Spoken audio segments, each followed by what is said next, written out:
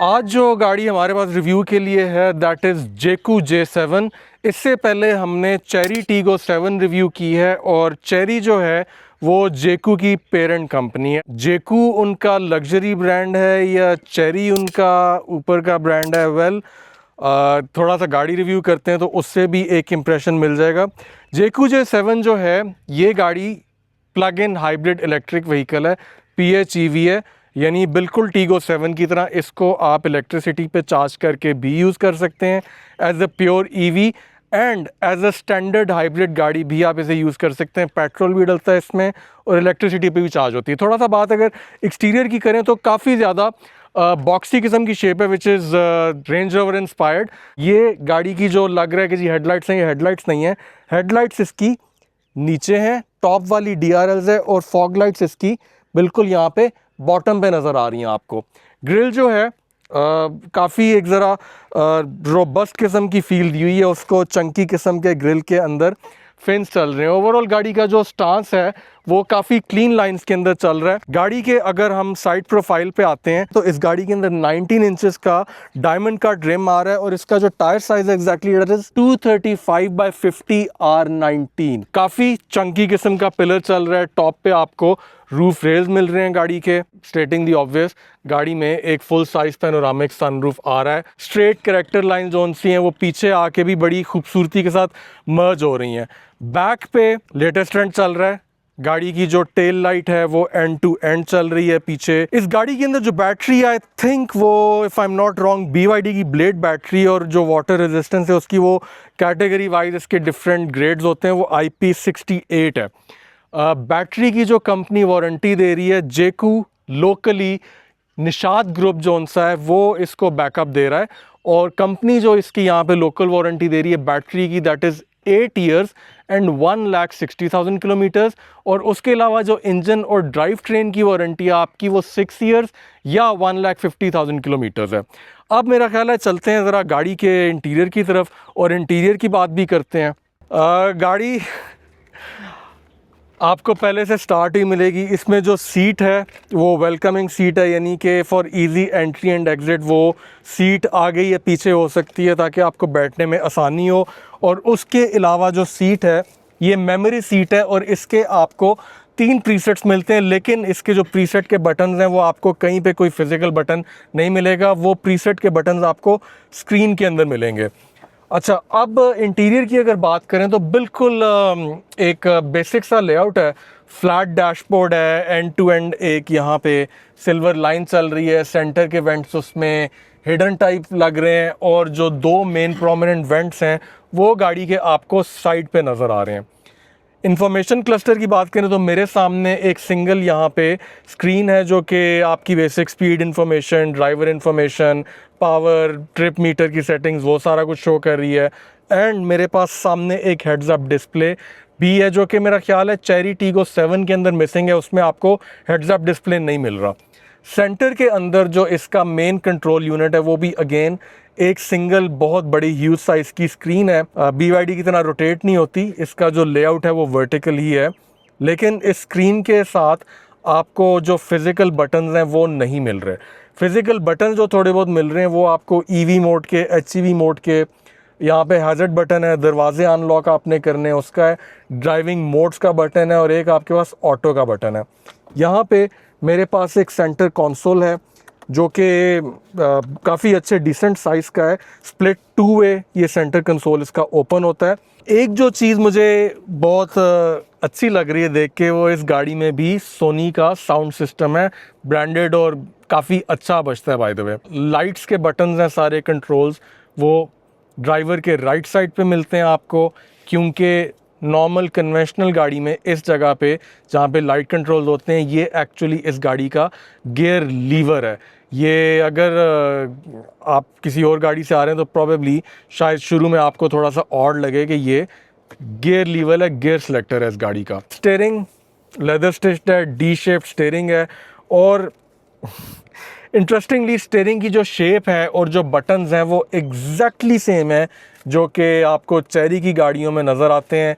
यहाँ तक कि यहाँ पे जो आपके मॉनिटर लगा हुआ है वो भी एग्जैक्टली 100% सेम ही है।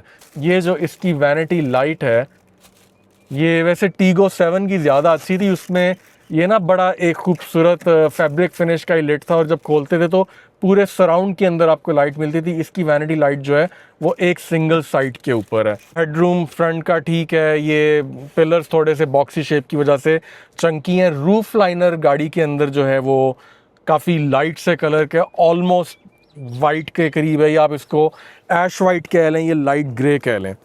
अच्छा, अब एज ए रेयर पैसेंजर अगर बात करें, पीछे चल के देखते हैं। ये ड्राइविंग सीट जो है इस वक्त ये ऑलमोस्ट मेरी पोजीशन के ऊपर सेट है, और एज ए रेयर पैसेंजर जब मैं इसमें आके बैठता हूँ तो बैक सपोर्ट मेरी ठीक है, लेकिन थाई सपोर्ट में ना मुझे लग रहा है कि थोड़ी सी ज़रा कमी है। लेग रूम मुनासिब है, हेड रूम भी काफ़ी इम्प्रेसिव है, मुनासिब है।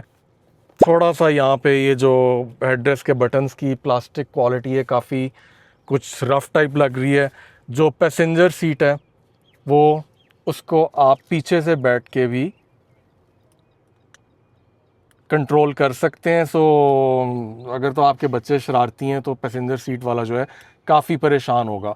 दरमियान में एसी वेंट्स हैं आपके पास, जिनकी की अप एंड डाउन डायरेक्शन जो सी है वो दोनों पैसेंजर्स को सेम रखनी पड़ेगी, लेकिन हाँ लेफ़्ट और राइट आप उसका एडजस्ट कर सकते हैं। साथ आपके पास चार्जिंग पॉइंट्स हैं, एक्सटेंडेड यूएसबी, एक यूएसबी सी टाइप मिल रहा है। उसके अंदर आपको प्रॉपर 2 कप होल्डर्स जो से हैं वो मिल रहे हैं, और इसकी पोजीशन ठीक है, मुनासिब है। This being a C segment, इसका जो ट्रंक साइज़ है वो सिमिलर होना चाहिए किया स्पोर्टेज से, hyundai टूसॉन से। ट्रंक की ओपनिंग स्पीड जो है वो ठीक है, मुनासिब है। और बाय द वे आप इसकी ट्रंक की जो ओपनिंग विड्थ है इसको मेन सेटिंग्स के अंदर जाके आप एडजस्ट कर सकते हैं। आप एग्जैक्टली ट्रंक को कितना खोलना चाह रहे हैं, आपने कम खोलना है तो ये कम भी हो सकती है, ज़्यादा खोलना है तो आप सेटिंग जो सी है वो इसकी ज़्यादा कर सकते हैं। ट्रंक स्पेस इसकी टीगो 7 के करीब करीब ही लग रही है मुझे, लेकिन टूसॉन और स्पोर्टेज से थोड़ी सी कम है।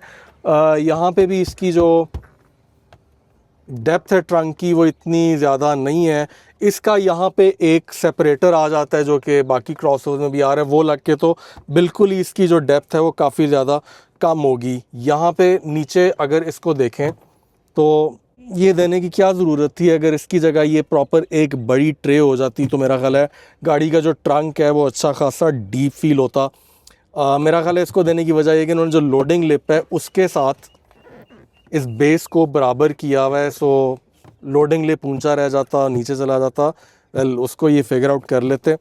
स्पेयर व्हील नहीं आता इस गाड़ी के अंदर, टायर रिपेयर किट मिलती है आपको, और इससे नीचे आपके पास गाड़ी की बैटरीज पड़ी हुई हैं। और अब ट्रंक की एक क्लोजिंग स्पीड भी देखते हैं।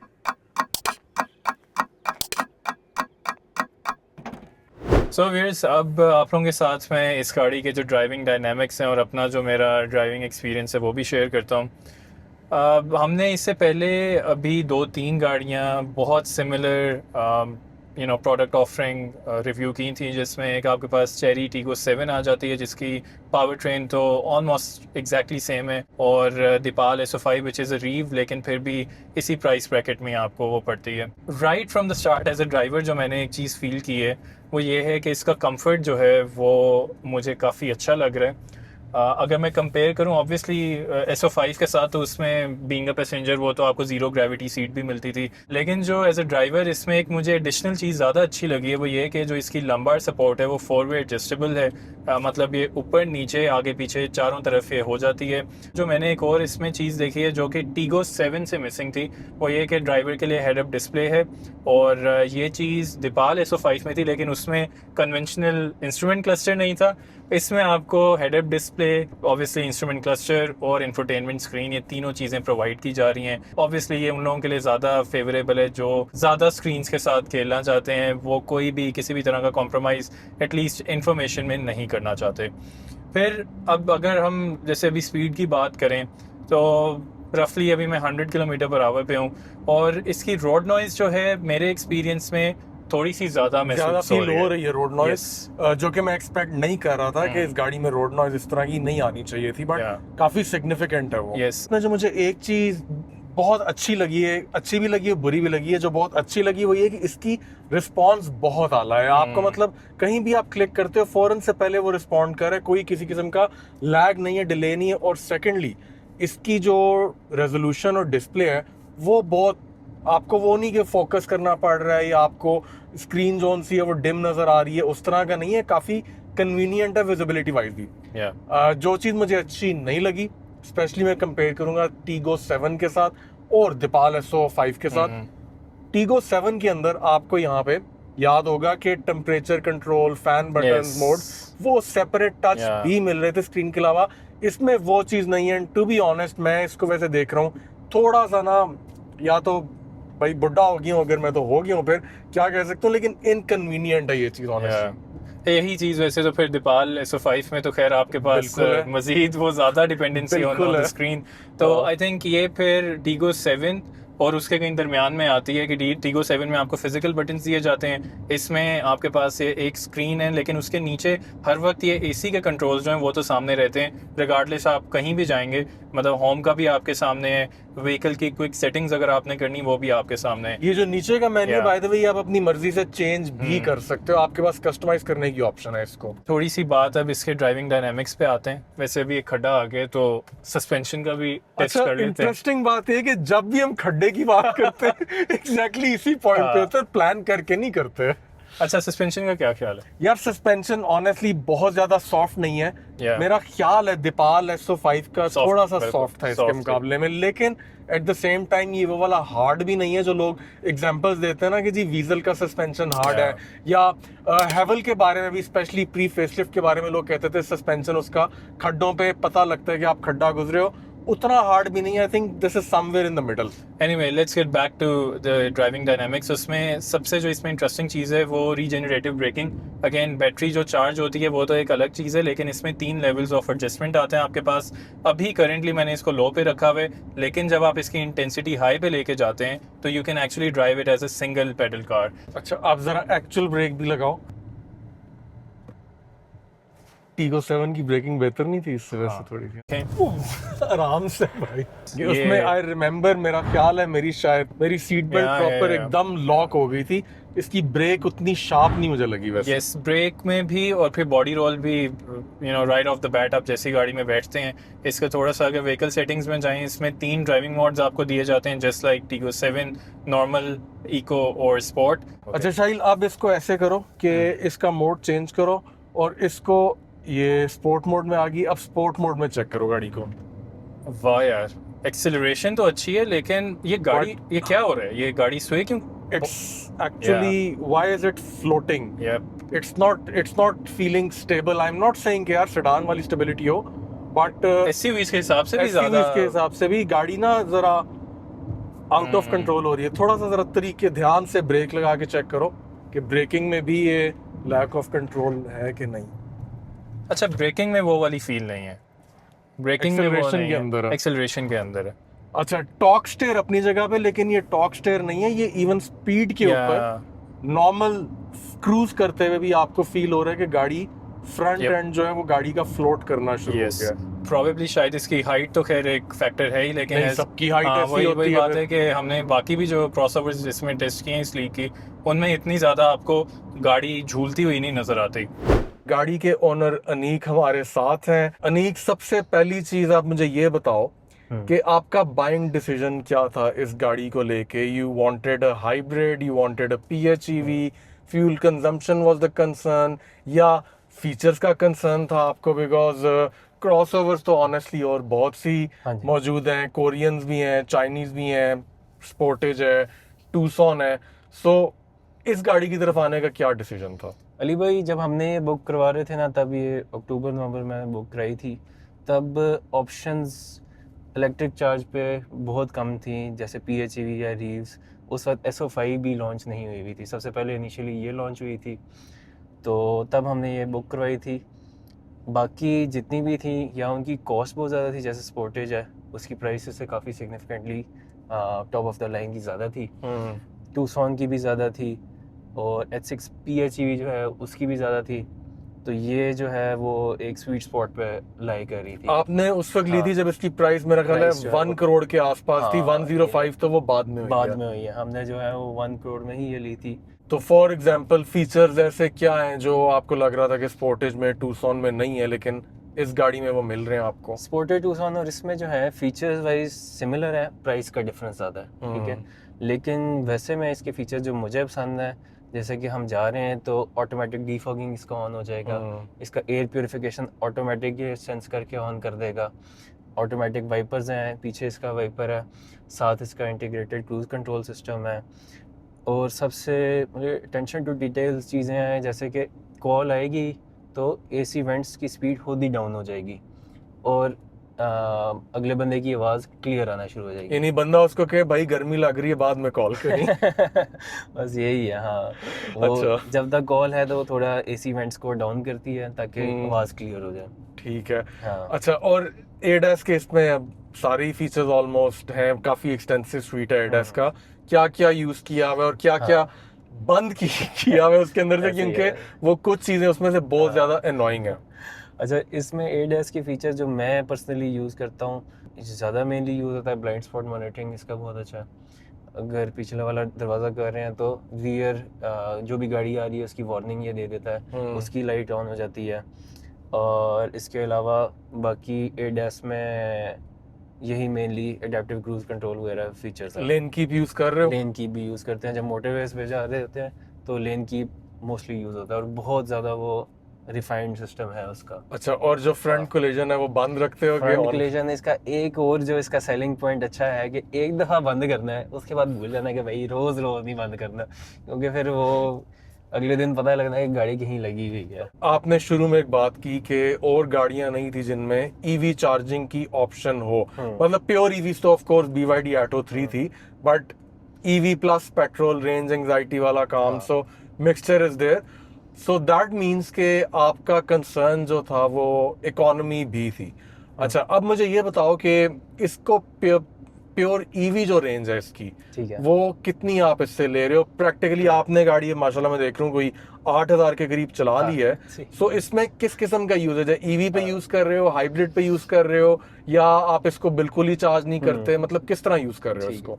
इसके जो इंफोटेनमेंट सिस्टम से ना हमें 3 इसकी सेटिंग्स पता लग जाती हैं। एक इसका HEV सिस्टम पता लग जाता है, एक इसका total combined EV plus HEV show होता है। तो HEV में राउंड अबाउट 4000 चलाई हुई है और EV भी राउंड अबाउट 4000 ही चली हुई है। कंप्लीट EV 100% टू मैं 24 तक लेके गया था तो इसने मुझे 93.5 किलोमीटर दी थी, यानी इसने 4-5-10 किलोमीटर 24% बैटरी अभी रिमेनिंग थी। और 93 आप बोल रहे हो, 93.5 दैट मींस कि ये 100 प्लस भी कर सकती है। 90 प्लस तो 100% ही करेगी, 100 प्लस तक जाते हुए, क्योंकि फिर इसका वो EV प्लस मोड ऑन करना पड़ता है। इसके 3 मोड्स हैं, एक EV है, एक HEV है और EV प्लस है। EV प्लस जो है वो गाड़ी भी कहती है कि इमरजेंसी सिचुएशन में हमने यूज़ करनी है, वो इतना रेकमेंडेड नहीं है। EV डिस्टेंस आपका आ रहा है इस वक्त 3751, HEV डिस्टेंस आपका आ रहा है 41 समथिंग, और टोटल डिस्टेंस है आपका 7868 इस वक्त हाँ तक। जी, ठीक ये है। तो होगी बात हमारे EV डिस्टेंस की। अब जब बैटरी डिप्लीट हो जाएगी EV की तो HEV पे कन्वर्ट हो जाएगी गाड़ी ऑटोमेटिकली। इसके 2 सेटिंग्स हैं, एक स्मार्ट सेटिंग है इसकी, एक है इसकी इनिशियल। स्मार्ट पे गाड़ी 30% चार्ज पे HEV पे कन्वर्ट हो जाएगी। 60 से बिलो जो है वो यूज़ करती है, दोनों इंजन और बैटरी दोनों यूज़ करती है। 60 to 80 इंजन बैटरी दोनों यूज़ करती है, 60 से नीचे सिर्फ बैटरी पे आ जाती है। और 80 to 100 जो है वो ज़्यादा इंजन का पावर यूज़ होता है और EV कम यूज़ होती है। तो जब मुझे इसने माइलेज दी है ना 100 की स्पीड पे, अभी इसने मुझे 19-20 माइलेज देती है HEV मोड के ऊपर। HEV मोड पे, जब बैटरी डिप्लीट होगी भी है। बैटरी पे तो 90 किलोमीटर हमने कंज्यूम किया ना, उसके बाद जब HEV पे आई। इसके अलावा जब इसको 80 से नीचे रखें, 70 to 80 रखें, तो ये 25 किलोमीटर पर लीटर तक भी टच करती है। कि अचीव करने के लिए जो सेटिंग्स मैं यूज़ करता हूँ वो स्मार्ट करता हूँ और low energy recovery intensity, low या medium high power saving mode आपके पास इनिशियल है, स्मार्ट है, फोर्स्ड है। उसके बाद आपके पास driving distance display eco mode है जो कि आपने ऑफ किया हुआ है। ठीक है। अच्छा, सो दैट मीन्स के इसके अंदर अगर आप इसको बिल्कुल भी चार्ज नहीं करते तो गाड़ी एज ए नॉर्मल जो पुरानी आपकी हाइब्रिड थी जिनमें इलेक्ट्रिक चार्जिंग की PHEVs जो नहीं थी, जो नॉर्मल HEVs हैं, ये उस तरह ड्राइव उस होती तरह है की ये ड्राइव गाड़ी। करेगी। तो हमारे कंपटीशन में MG HS PHEV भी थी उस वक्त, जो पिछले वाला मॉडल था पिछले जिसके वाले अंदर के EV रेंज डिप्लीट होने के बाद रीजन चार्जिंग जो है वो ऑलमोस्ट ना होने के हाँ, बराबर वो है। As a simple ICE engine के तौर हाँ, पर काम करती हाँ, थी। ये बिल्कुल ऐसे ही जब है। डिप्लीट हो जाएगी तब भी as a hybrid super hybrid system जो है वो इसका काफ़ी ज़्यादा एफिशिएंट है उस हिसाब से। ये सारी चीज़ें देखते हुए एक सिर्फ क्वेश्चन मार्क ये है कि यार 10 साल बाद इस गाड़ी का क्या बना होगा। ये मेरे दिल में भी डाउट है, ये हर बंदा जो चाइनीज़ गाड़ी ले रहा है उसके भी दिल में कहीं ना कहीं है यार। सिविक अब मैंने 8 साल 10 साल रखी है, 1.25 लाख मैंने चलाई है, ठीक है, तो उसमें मुझे कोई टेंशन नहीं थी, ना सस्पेंशन का कभी काम किया ना इंजन का किया। इसको बेशक चांद तक ले जो जाएगी। तो इनका जो आप बात कर रहे थे चले तो चांद ना शाम तक, तो ये तो वक्त ही बताएगा। और वैसे लगेगा। मैंने अभी भी नोट किया है कि बहुत से लोग जो गाड़ी ले रहे हैं ना, चाइनीज गाड़ी ज्यादातर लोग जो ले रहे हैं वो मेंटली ये अपने आप को तैयार करके ले रहे हैं कि भाई मैंने गाड़ी 1.5-2 साल से ज्यादा नहीं रखनी। हाँ, अब वो जो चीज है कि एक बंदे ने 0 मीटर गाड़ी खरीद ली है तो बस वो आगे पता नहीं कितनी कुछ देर चल रही है, उसके बारे में भी लोग कहते हैं कि भाई मेरी सिविक में मसले आए, लेकिन वो सारे मसले रिपेयर कर सकते हो आप। आज भी आप देखो, आपको 96 मॉडल सिविक भी सड़कों पे बहुत सी नजर आ रही होंगी, करोला नजर आ रही होंगी। सो ये तो पता नहीं हम तब तक जीतते कि नहीं जीते, ये हमारे बच्चे बता सकेंगे कि ये गाड़ियां उस वक्त इस हालत में भी हैं कि इनको चलो ठीक करके भी आप चला सकते हो कि नहीं चला सकते। और रही बात डेप्रिसिएशन की, तो यार वो तो इस वक्त हर ब्रांड न्यू गाड़ी में आपको मिल रही है, ठीक है। आप कोई भी गाड़ी ले लो, हर ब्रांड न्यू गाड़ी में ऑलमोस्ट आपको वो डेप्रिसिएशन मिलनी ही मिलनी है। ये चीज भी वो है जो ना मैं बता सकता हूँ ना आप बता सकते हो, ये वक्त ने बतानी है।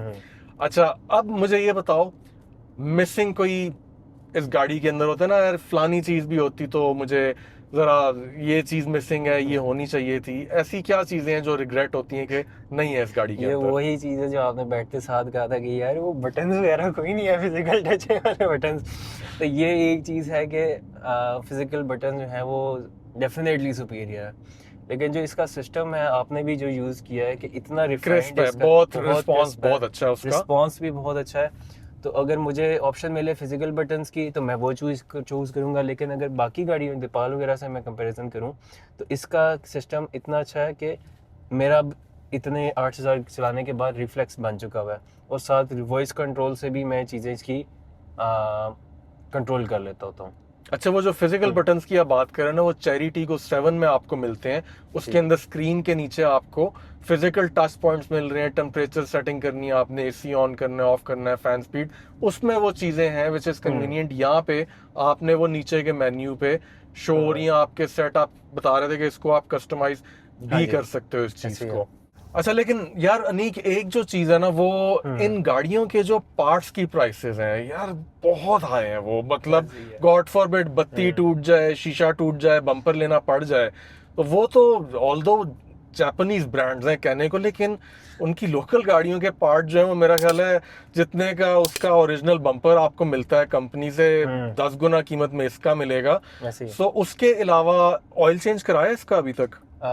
ऑयल चेंज जो है, मेरी गाड़ी 8000 चल गई है, लेकिन अभी तक इसका फर्स्ट ऑयल चेंज नहीं हुआ। 2 मैंने इसकी सर्विसेज करवा ली हैं, उसमें उन्होंने एयर फिल्टर वगैरह जो नॉर्मल ट्यूनिंग होती है वो की है, लेकिन ऑयल चेंज अब जो मेरे हाल में कस्टमर का फीडबैक लेके कंपनी ने कहा है कि 5000 जब HEV चल जाएगी ना, मेरी अभी 4000 चली है, जब मेरी 5000 HEV चल जाएगी तब ये गाड़ी हम ऑयल चेंज के लिए भिजवाएंगे।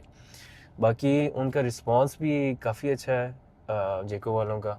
वो कोई भी इशू, जैसे मेरा ना दरवाजे का मुझे इशू फेस हो रहा था, दरवाज़ा सही तरह बंद नहीं हो रहा था, उसका कोई ना कोई इशू था। मैं उनके पास गया तो उसका कब्जे का ना अलाइनमेंट होने वाली थी, उन्होंने विदाउट एनी चार्जेस काफ़ी देर वो लगा रहा कि पहले उसे सही तरह बंद हो, उसकी एडजस्टमेंट करते हुए, तो वो उन्होंने ठीक करके मुझे दी है। और बाकी कस्टमर्स के साथ भी उनका यही है। अच्छा, वैसे ये जो आपने बात की है ना इसकी ऑयल चेंज वाली 5000 HEV की, ये टू बी ऑनेस्ट एक बहुत ही अच्छी फिलॉसफी है, बहुत अच्छा रूल है ये। मैं हमेशा सोचता था कि यार आपकी गाड़ी का जब इंजन यूज ही नहीं हो रहा तो ये हाइब्रिड गाड़ियों में और PHEV गाड़ियों में ये कंपनियों ने क्या पैसे, सॉरी टू से मैं बटोरने का वर्ड यूज करने लगा था, बट लूटने का तरीका मचाया हुआ है कि भाई हर 5,000 पे ऑयल चेंज कराओ नहीं तो वारंटी खत्म। आपकी गन पट्टी पे वो है कि भाई वारंटी खत्म उसके बाद। तो ये तो ऑनेस्टली एक बहुत अच्छी बात है और लॉजिकल भी यही बनता है कि भाई जब 5,000 इंजन चला है तो ऑयल तो तभी चेंज होना बनता है ना, बैटरी ने तो नहीं इंजन ऑयल यूज करना गाड़ी का। तो ये तो अच्छा स्टेप है। बाकी कॉस्ट जो सी है, चलो वो इसकी फिर कभी मौका मिला तो आपसे दोबारा पूछेंगे कि सर्विस कॉस्ट आई क्या है। देखो टीगो 7 भी चला ली है, which by the way is the parent company in China of जेकू।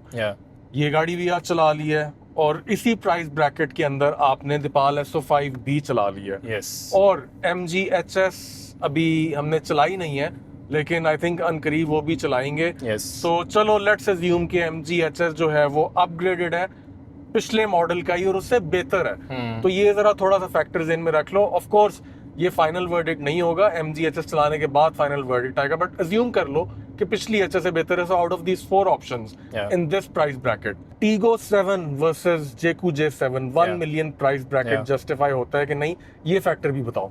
नहीं, मेरा नहीं ख्याल कि जस्टिफाइड है, क्योंकि बहुत सिमिलैरिटी है ड्राइव में भी। अगर 1-2 लाख का होता तो चलो फिर भी मैं कह सकता था। इंटीरियर की फील भी इट्स वेरी सब्जेक्टिव, लेकिन इसका इंटीरियर मुझे टीगो 7 से क्वालिटी वाइज थोड़ा सा बेहतर लग रहा है। अगेन 1 मिलियन प्राइस ब्रैकेट उस पर डालना मेरा नहीं ख्याल कि इट्स जस्टिफाइड। अच्छा, फिर आपने जो बाकी कंपेटिटर्स का नाम लिया, दीपाल SO5 वो रीव है, ठीक है, लेकिन स्टिल 1 करोड़ की प्राइस रेंज में आपको वो भी मिलती है। इन सब अगर कंपेटिटर्स को देखा जाए, जो मेरा पर्सनल ओपिनियन है in terms of refinement, features और जो एज अ कार यानी कि आपकी जो ड्राइविंग डायनामिक्स हैं, उसमें पर्सनली मेरी प्रेफरेंस होगी दीपाल SO5।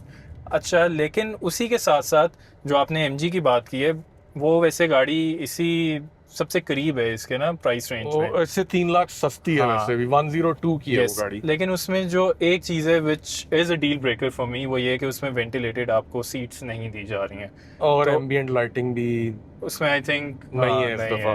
पिछले मॉडल में थी, इस दफा वो खत्म हो गई है। और तीसरी चीज़ DC चार्जिंग, उसमें फास्ट चार्जिंग भी नहीं है। तो ये 3 चीज़ें जो हैं आई थिंक ये इस गाड़ी के हक में जाती हैं। MG की जो पाकिस्तान में वैसे अभी तक हिस्ट्री रही है वो भी बड़ी शेकी रही है और अभी भी they still trying to recover. और ये जो जेकू है, इसमें पीछे हमारे पास निशात है, राइट, जो hyundai को भी पाकिस्तान में पहले इंट्रोड्यूस करवाए, तो वो भी एक चीज़ बहुत मैटर करती है। Plus the amount of cars, जितनी जल्दी मैंने सड़क पे ये J5 और J7 देखी हैं, मैंने इतनी जल्दी इतनी ज़्यादा मार्केट पेनिट्रेशन अभी तक ना ही चेरी की साइड से देखी है। और दीपाल, हाँ, वो कुछ हद तक कंपेरेबल है, लेकिन जेकू मैंने जितनी जल्दी मार्केट में देखी है ना, नो कंपैरिजन। तो अगर ये सारे फैक्टर्स देखे जाएं वो तो फिर डेफिनेटली जेकू के ही हक में जाते हैं। MG HS, yes, MG as a group, आपने जो बात की has been shaky, ups and downs आए, लेकिन एज अ प्रोडक्ट पिछली HS अब अपने आप को मोर और लेस काफी हद तक प्रूव कर चुकी है। बिल्ड क्वालिटी ठीक है, कुछ इश्यूज उसमें आए हैं, हर गाड़ी में आते हैं, लेकिन MG की प्रोडक्ट्स के अंदर ना एक रिफाइनमेंट थी, पिछली HS में भी थी, आई एम अज्यूमिंग वो इसमें भी होगी since it's improved. So final मेरा ख्याल है मैं MG की तरफ आप ज़्यादा इंक्लाइंड है। नहीं, मैं ये कह रहा था कि मैं MG चलाने के बाद डिसाइड करूंगा। और मुझे लग रहा है कि मे बी शायद मैं थोड़ा बायस्ड हो रहा हूँ टुवर्ड्स MG। एक थोड़ा सा ना उसका इमेज, ब्रांड वैल्यू वगैरह वो भी मुझे पता नहीं क्यों फॉर सम रीजन बेहतर लगती है। यस, बिल्कुल। सो व्यूअर्स, ये तो था हमारा ओपिनियन रिगार्डिंग जेकू J7। आप लोग अपनी भी राय हमसे शेयर करें in the comment section and will see you in the next video. Till then, अल्लाह हाफिज़। अल्लाह हाफिज़।